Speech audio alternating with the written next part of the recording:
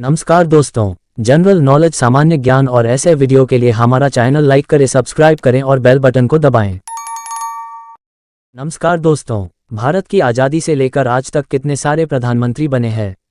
इनमें से कई चेहरे ऐसे भी हैं जो बहुत ही ज़्यादा चर्चा में रहे हैं।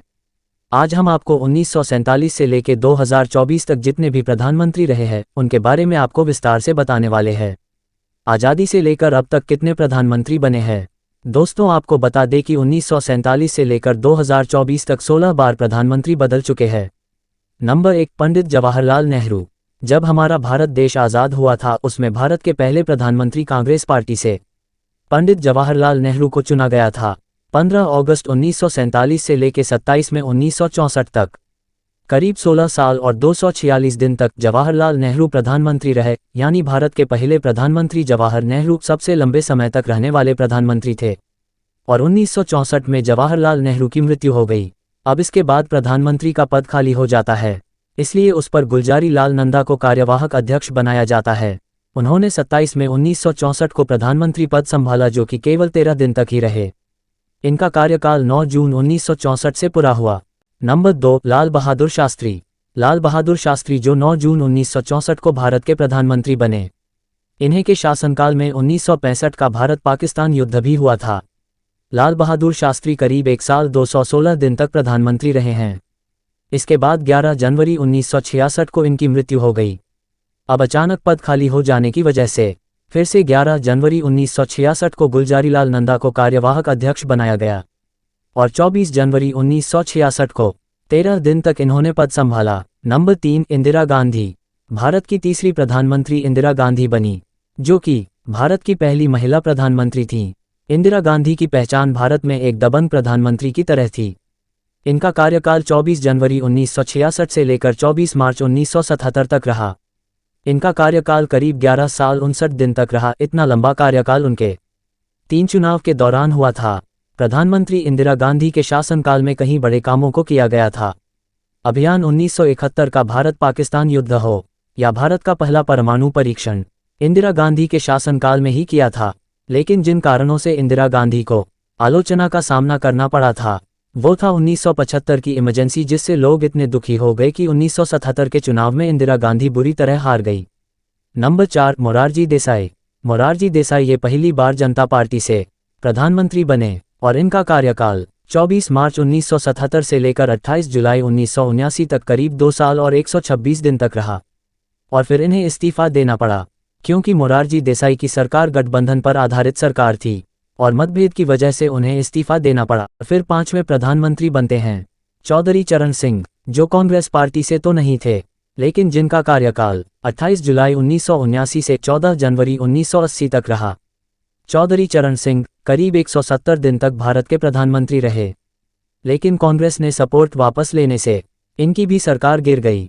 फिर चुनाव होते हैं और 1980 में कांग्रेस पार्टी पूर्ण बहुमत के साथ सरकार बनाती है और इंदिरा गांधी को फिर से प्रधानमंत्री बनाया जाता है। इनका कार्यकाल 14 जनवरी 1980 से लेकर 31 अक्टूबर 1984 तक रहा, यानी 4 साल और 291 दिन तक, और अक्टूबर 1984 को इंदिरा गांधी की हत्या कर दी गई थी। नंबर 7, और फिर इनके बाद 7वें प्रधानमंत्री बनते हैं इनके बेटे राजीव गांधी। राजीव गांधी भारत के सबसे युवा प्रधानमंत्री थे, जो मात्र 40 साल की उम्र में प्रधानमंत्री बन गए थे। इनका कार्यकाल 31 अक्टूबर 1984 से 2 दिसंबर 1989 तक था, यानी करीब 5 साल और 32 दिन। इन 5 साल के कार्यकाल में गड़बड़ियों के आरोप के चलते राजीव गांधी की छवि जनता की नज़रों में कम हो गई। उस समय राजीव गांधी सरकार के कैबिनेट में मंत्री रहे। वीपी सिंह, जो कि राजीव गांधी के आलोचक बन गए, इसलिए उनसे मंत्रालय ले लिया गया था।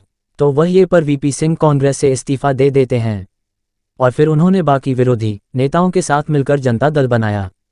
नंबर 8, और 1990 में चुनाव होते ही, जिसमें जनता दल और भारतीय जनता पार्टी के साथ कई दलों ने मिलकर सरकार बनाई और प्रधानमंत्री बन गए वीपी सिंह, जो कि भारत के 8वें प्रधानमंत्री बने। इनका कार्यकाल 2 दिसंबर 1990 से 10 नवंबर 1990, यानी करीब 343 दिन तक ही प्रधानमंत्री रहे। वीपी सिंह द्वारा बनाई गई सरकार में भी ज़्यादा एकता नहीं थी और अंदरूनी कलह ज़्यादा थी। जब वीपी सिंह ने बीजेपी मेंबर लालकृष्ण आडवाणी को अरेस्ट करवाने के ऑर्डर दिए, जिस वजह से बीजेपी नाराज हो गए और अपना जो समर्थन था वह वापस ले लिया। जिसकी वजह से वीपी सिंह को प्रधानमंत्री पद से इस्तीफा देना पड़ा। नंबर 9, उस समय गृह मंत्री थे चंद्रशेखर जी। पिछली सरकार में उनकी पार्टी समाजवादी जनता पार्टी तेजी से ऊपर आ रही थी और चंद्रशेखर के पास 64 सांसद थे, और फिर कांग्रेस की समर्थन के साथ उनकी पार्टी सत्ता में आती है और 10 नवंबर 1990 को चंद्रशेखर भारत के 9वें प्रधानमंत्री बनते हैं और 21 जुलाई 1991 तक भारत के प्रधानमंत्री रहे। एक साल से भी कम समय के अंदर कांग्रेस ने अपना समर्थन वापस ले लिया और समाजवादी जनता पार्टी की सरकार गिर गई, यानी 223 दिन तक प्रधानमंत्री रहे हैं। नंबर 10, 1991 में चुनाव होते हैं और कांग्रेस से पीवी नरसिम्हा राव भारत के प्रधानमंत्री बनते हैं। ये भारत के 10वें प्रधानमंत्री थे, जो कि 21 जून 1991 से 16 मई 1996 तक करीब 4 साल और 330 दिन तक प्रधानमंत्री रहे हैं। जो पहले प्रधानमंत्री थे जो साउथ इंडिया के रहने वाले थे, ये प्रधानमंत्री बने तब भारत की इकोनॉमी की हालत खस्ताहाल थी। इकोनॉमिक की हालत सही करने के लिए इनमें बड़े बदलाव किए उस समय ज़रूरत थी और इस कार्यकाल में पीवी नरसिम्हा राव ने मनमोहन सिंह के साथ मिलकर कई बड़े डिसीजन लिए, जिससे इन्हें इकोनॉमी में काफ़ी सुधार हुआ। पीवी नरसिम्हा राव पहले प्रधानमंत्री बने जो कि नेहरू गांधी फैमिली से नहीं थे और जिन्होंने पूरे 5 साल का कार्यकाल पूरा किया था। इसके बाद भारत की राजनीति में उतार चढ़ाव बहुत रहे और अगले 3 साल में 4 बार प्रधानमंत्री बदले। नंबर 11वें प्रधानमंत्री बनते हैं अटल बिहारी वाजपेयी, जिनका कार्यकाल 16 मई 1996 से 1 जून 1996 तक यानी करीब 16 दिन तक ही प्रधानमंत्री रहे। ये सबसे छोटा प्रधानमंत्री का कार्यकाल था।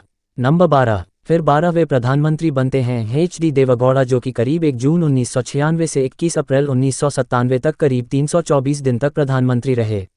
नंबर 13वें प्रधानमंत्री इंद्र कुमार गुजराल बने थे, जो कि करीब 21 अप्रैल 1997 से 19 मार्च 1998 तक यानी 332 दिन तक ये प्रधानमंत्री रहे। नंबर 14, फिर आते हैं भाजपा पार्टी से भारत के प्रधानमंत्री अटल बिहारी वाजपेयी, जो कि भारत के 14वें प्रधानमंत्री थे। इनका कार्यकाल 19 मार्च 1998 से 22 मई 2004 तक रहा, यानी करीब 6 साल और 64 दिन तक भारत के प्रधानमंत्री पद पर यह रहे। उन्होंने अपने कार्यकाल में कई मुख्य कदम उठाए, जैसे कि इन्होंने पोखरण में 5 अंडरग्राउंड न्यूक्लियर वेपर्स टेस्ट करवाएं, जिसकी वजह से अमेरिका जैसा ताकतवर देश भारत पर खुश नहीं था और वो भारत के खिलाफ हो गया। उन्होंने भारत पर कई इकोनॉमिक्स प्रतिबंध लगाने की भी कोशिश की, लेकिन उस समय भारत के साथ फ्रांस, रूस और कई ऐसी कंट्री का सपोर्ट था, जिसकी वजह से अमेरिका के इन प्रतिबंधों का ज़्यादा फर्क नहीं पड़ा और उस समय अटल बिहारी वाजपेयी की इस फैसले की काफ़ी प्रशंसा भी हुई। नंबर 15, और फिर 2004 में कांग्रेस पार्टी की सरकार वापस आती है और भारत के प्रधानमंत्री बनते हैं मनमोहन सिंह। वे भारत के 15वें प्रधानमंत्री थे और 2009 में भी चुनाव होते हैं। उसमें भी कांग्रेस पार्टी की जीत के बाद मनमोहन सिंह फिर से प्रधानमंत्री बन जाते हैं। नंबर 16, फिर आता है समय 2014 का और कुछ ऐसा होता है जिसके बारे में किसी ने सोचा भी नहीं था। इस समय भाजपा पूर्ण बहुमत के साथ सरकार बनाती है और प्रधानमंत्री बनते हैं नरेंद्र मोदी, जो एक तरह से देखा जाए तो भारत के 16 नंबर के पंतप्रधान हैं। और फिर आपको पता ही है कि 2019 के चुनाव होते हैं, उसमें भी नरेंद्र मोदी की जीत होती है। तो कुछ इस तरह भारतीय राजनीति में प्रधानमंत्री बदले। कैसा लगा आज का हमारा यह 1947 से लेकर अब तक प्रधानमंत्री की लिस्ट का ये वीडियो? अंत तक बने रहने के लिए आपका बहुत बहुत धन्यवाद।